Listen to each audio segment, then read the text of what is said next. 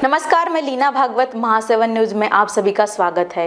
जिंगाबाई टाकड़ी में बुधवार को देर रात 3:30 बजे खड़ी कार में आग लगने की घटना सामने आई है। आग लगते ही तत्काल अग्निशमन दल को सूचित किया गया।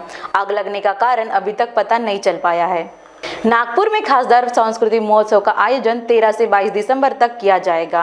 विभिन्न सेलिब्रिटीज के साथ गीत संगीत सांस्कृतिक कार्यक्रम से लैस पर्व का यह 9वां वर्ष है। अभिनेत्री काजोल के हस्ते कार्यक्रम का उद्घाटन किया जाएगा। नागपुर में 10वीं कक्षा के छात्र और पालकों के लिए IIT होम की ओर से 1 दिसंबर को मार्गदर्शन सेमिनार का आयोजन किया गया है। इस सेमिनार से छात्रों को अपने करियर के लिए महत्वपूर्ण जानकारी हासिल करने की मदद मिलेगी। उत्तर से आने वाली ठंडी हवा और शुष्क वातावरण की वजह से नागपुर में ठंड का असर दिखने लगा है। लगातार दूसरे दिन पूरे विदर्भ में नागपुर सबसे ठंडा रहा। बुधवार को न्यूनतम तापमान 11.7 डिग्री तक जा पहुंचा। विकास ठाकरे ने पत्रकारों से संवाद के दौरान बताया कि लोकसभा चुनाव में कांग्रेस की जीत हुई थी, परंतु इन 3 महीनों में क्या हुआ, विधानसभा चुनाव के नतीजों को लेकर आज बैठक का आयोजन किया गया है। त्यांचं असं म्हणणं होतं की अनेकांचं म्हणणं असं आहे की स्वबळावर ही निवडणूक लढली जायला हवी होती। इथून पुढे आता स्वबळाचा नारा दिला जाईल का? मला वाटतं प्रत्येकाचं वेगवेगळं मत असू शकतं। आत्ताच याबाबत भाष्य करणं मंडळींची चर्चा करणार नाही। आणि मला वाटतं की ज्या नेत्याला त्याचं व्यक्तिगत जे मत असतं ते मांडण्याचा अधिकार आहे, त्यांनी ते मांडलं असेल। आजची जी बैठक आयोजित केली आहे त्यामध्ये नाना पटोले प्रदेशाध्यक्षपदाची टांगती तलवार यावर देखील चर्चा होणार समोर येत आहे। काय मला आता बैठक सुरू व्हायची आहे, मला वाटतं तसं काही आहे नाही, कारण की हे कसं काय घडलं यावरच चर्चा करण्यासाठी बैठक आहे आणि आता बैठक सुरू व्हायची। विकास भाऊ नागपुरात तुमचा विजय किती महत्त्वाचा आहे? नागपुरात तुमचा विजय किती महत्त्वाचा आहे सांगितलं जात होतं, परंतु संपूर्ण विदर्भातून काँग्रेस आता नष्ट होताना पाहायला मिळते। अवघ्या काही मोजक्या हातावर बोटावर मोजण्या जागा आलेल्या आहेत काँग्रेसकडे। आपण पाहिलं असेल की विदर्भात लोकसभेचा निकाल लागला आणि विदर्भातील जनतेने भरभरून काँग्रेसला मतं दिली, लाखोनी खासदार निवडून आले आणि अवघ्या 3 महिन्यात असं काय घडलं तर हा प्रकार झाला। याच्यावरच चर्चा करण्यासाठी आज आमची मीटिंग आहे। परंतु अनेक ठिकाणी अनेकांचं म्हणणं असं आहे की त्यांनी स्वबळावर जायला पाहिजे। शिवसेनेचं नुकसान झालंय महाविकास आघाडी राहिल्यामुळे अशा प्रकारचा एक आता हे कोणाचं नुकसान झालं, कोणाचा फायदा झाला, हे तिन्ही पक्षाच्या नेत्यांनी बसून एकत्र ठरवावं आणि मला वाटते वाहिनीवर काही सांगण्यापेक्षा आपण तिन्ही पक्षाच्या नेत्यांनी बसून याची वजाबाकी बेरीज करावी। RSSच्या भूमी टार्गेट निकाल लागल्यानंतर सुषमा आंध्रेंचं म्हणणं असेल किंवा आता दानवेंचं म्हणणं असेल, मला वाटतं या बाबतीत मला काही भाष्य करायचं नाही आहे। आता मीटिंग आहे, या मीटिंगमध्ये काय चर्चा घडते आणि त्यानंतर ते सगळं आपल्याला। विकास भाऊ नितीन गडकरींचा फोन आला होता का? नारा दिलेला आहे महानगरपालिकेच्या इलेक्शनमध्ये। मला माहित नाही त्याचं असं आहे की आम्हाला सर्व काही आमच्या नेते मंडळी सोबतच ठरवावं लागतं आणि ते ठरवण्यासाठी विकास भाऊ आता ही कशासाठी बैठक बोलावली आहे यावर चर्चा झाल्यानंतर 1 तास आपण वाट पाहावी, सगळं काही समजेल। विकास भाऊ नितीन गडकरींचा फोन आला होता का? सदीचा फोन आला होता का नितीन गडकरींचा तुम्हाला शुभेच्छा द्यायला? कोणाला? नितीन गडकरींचा शुभेच्छा काही फोन आला होता का? ते भारतीय जनता पक्षाचे, मला त्यांचा फोन कशाला येणार?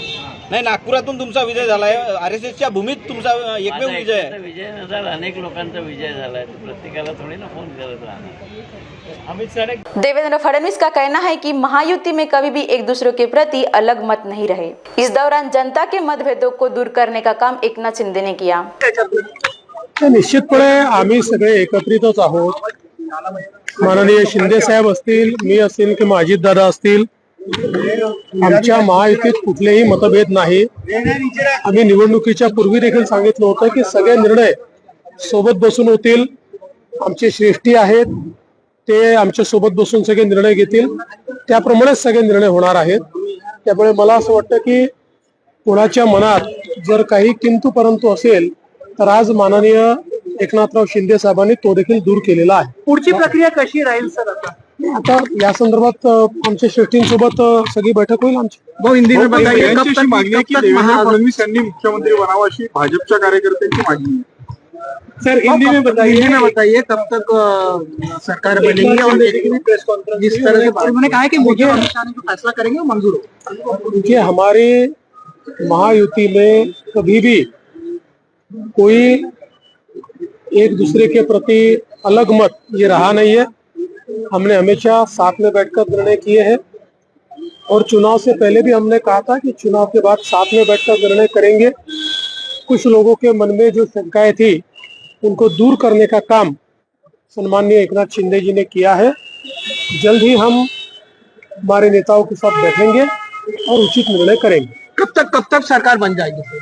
राह देखिए तो सर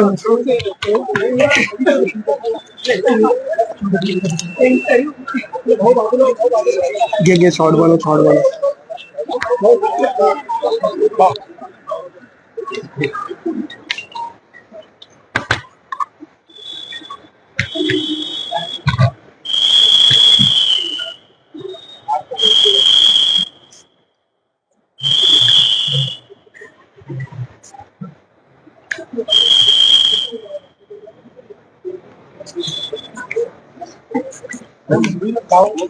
मुंबई उद्या दिल्लीला आमची शुभेच्छा। थँक्यू। चंद्रशेखर बावनकुळे ने पत्रकारों से संवाद करते हुए कहा कि महायुति के साथ जनता ने न्याय किया है। ईवीएम से हुए चुनाव को सही करार करते हुए कांग्रेस पर निशाना साधा है। महायुति हार से सीखती है और आगे बढ़ती है। महाविकास आघाड़ी देशव्यापी आंदोलन करने जा रही है, क्या कहेंगे? जब जब महाविकास आघाड़ी हारती है तब तब ईवीएम खराब होती है। जब जब हम चुनाव जीतते हैं तब ईवीएम खराब होती है। वो जीतते हैं तो ईवीएम अच्छी होती है। 4 महीने पहले 31 सांसद चुन के आए, 31 सांसद चुन के आए महाविकास आघाड़ी के, तब वो ईवीएम अच्छी थी। हमने ईवीएम के ऊपर पूरा विश्वास करके, हमारी हार जा हुई है, हमने आकलन किया, हम महाराष्ट्र की जनता के पास गए, दोबारा मैंडेट मांगा। मोदी जी के चुनाव में हम कुछ कम रहे क्योंकि महाविकास आघाड़ी ने जनता को भ्रमित किया था, कंफ्यूजन तैयार किया था। हमने पूरी तरह से कन्विंस करने का प्रयास किया, लेकिन तब जनता नहीं मानी। उन्हें झूठा बताया गया था, लेकिन झूठा एक बार बोल सकते हैं। अब जनता को समझ गया कि ये झूठे का बाजार है, ये बवंडर लोग हैं। और इसलिए फिर हम जब जनता के पास गए तो जनता ने हमारे मैनिफेस्टो को स्वीकार किया। माननीय एकनाथ जी की मुख्यमंत्री के कार्यकाल में जो योजना हमने की उसको स्वीकार किया। माननीय मोदी जी की सरकार के 100 दिनों के काम जनता ने मान्य किए। मोदी जी का नेतृत्व मान्य किया। मोदी जी के आने तीसरी टर्म के काम ये महाराष्ट्र के लिए होने चाहिए, इसलिए जनता ने मैंडेट दिया। मोदी जी के प्रधानमंत्री बनने के बाद महाराष्ट्र में फिर एक बार बहुत बड़ा तूफान आया, जो जनता पूरी ताकत के साथ मोदी जी के साथ खड़ी हो गई। और उसके साथ एकनाथ जी ने किए हुए काम, हमारे देवेंद्र जी, अजीत दादा ने किए हुए काम को स्वीकार किया गया। जनता ने 52% वोट शेयर हमको दिया और महाविकास आघाड़ी 33% पर रुक गई। उनकी इतनी हालत खराब हुई कि महाविकास आघाड़ी को पिछले बार 2 करोड़ 50 लाख वोट मिले थे, अब उनको 2 करोड़ 17 लाख वोट मिले। 33 लाख वोट कम हो गए महाविकास आघाड़ी के। महायुति के 2 करोड़ 48 लाख वोट मिले थे, हमारे वोट 3 करोड़ 17 लाख हो गए। देखिए, जनता न्याय करती है, जनता ने न्याय हमसे किया है।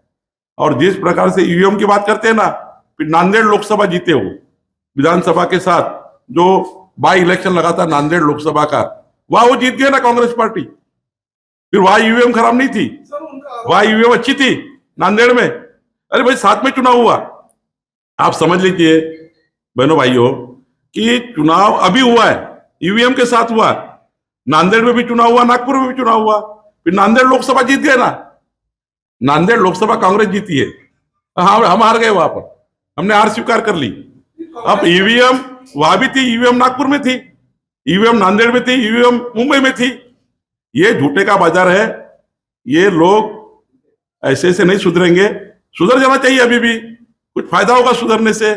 आप ईवीएम पे आप आरोप करेंगे नाना पटोले जी ने पहले निर्णय करना चाहिए, मल्लिकार्जुन खड़गे ने, कि नाना पटोले 206 सीट से जीतते हैं। भाई नाना पटोले ईवीएम के बारे में नहीं बोले तो पहले जाकर अपने गांव में देखे कहाँ लोगों ने उनको नकारा है। ये करना चाहिए। जब हारते हैं आदमी ने उसमें हार से सीखना चाहिए और आगे जाना चाहिए। हम हार से सीखते हैं और आगे जाते हैं। कांग्रेस पार्टी मुजोरी करती है, इसलिए हारती है। सुनील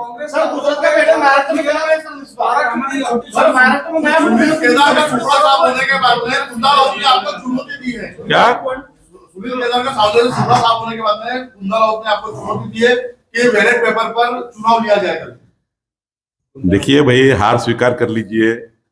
जनता को मत ऐसा कोसिए। जनता के दरबार में निर्णय हुआ है। आप जनता का मैंडेट ही नहीं समझ रहे, मुजोरी कर रहे हैं आप लोग। भाई जनता का मैंडेट ये है कि वो मोदी जी के साथ है। जनता का मैंडेट ये है कि एकनाथ शिंदे सरकार ने जो काम किया उसके साथ जनता है। जनता का मैंडेट ये है कि हमारे महायुति ने जो आगे महत्वपूर्ण मैनिफेस्टो दिया, जाहिरनामा दिया, उसके साथ जनता है। जनता कांग्रेस के साथ नहीं है, जनता मोदी जी के साथ है। बच्चू कडू ने पत्रकारों से संवाद के दौरान बताया कि विधानसभा चुनाव में महायुति का विजय होने का कारण राजकारण, ईवीएम का घोटाळा और लाडकी बहन योजना मुख्य कारण है। धार्मिकता होती आणि मुस्लिमांचा फतवा आणि हिंदूंचा बटेंगे तो कटेंगे, या सगळ्या धार्मिक राजकारणामध्ये आमचा सेवेचा झेंडा हारलेला दिसतं। प्रचंड काम मतदारसंघात उभं केलं, 6,700 कोटी म्हणजे, आणि मतं भेटले 67,000। एकंदरीत सेवा हारली आणि राजकारण जिंकलं, अशीच प्रतिक्रिया लोकांची आहे। धार्मिकता, लाडकी बहिणीचा थोडा प्रभाव आणि ईव्हीएम मधला घोटाळा हे त्याला प्रमुख कारण असू शकतं। बच्चूचा आता समोरचा अजेंडा काय असणार, काय भूमिका समोर? आम्ही आता समोर विचार करतो आहे, लोकांच्या प्रतिक्रिया घेणार आहोत। 2 तारखेला आमचं सेगावला अधिवेशन आहे निवडक कार्यकर्त्यांचं, आणि 29ला मुंबईला जिल्हा प्रमुखांची बैठक बोलावलेली आहे। आणि आम्ही 4 प्रश्न लोकांना विचारणार, सत्ता का सत्तेच्या बाहेर, झेंडा का सेवा, यावर ज्या प्रतिक्रिया येईल आणि त्या पद्धतीने आम्ही समोर जाऊ। वर्धा मार्ग पर स्थित आरवी के 132 केवी पावर स्टेशन में भीषण आग लगने की घटना बुधवार को शाम 5:30 बजे सामने आई है। आग इतनी भीषण थी कि 1 किलोमीटर दूर तक दिखाई दे रही थी।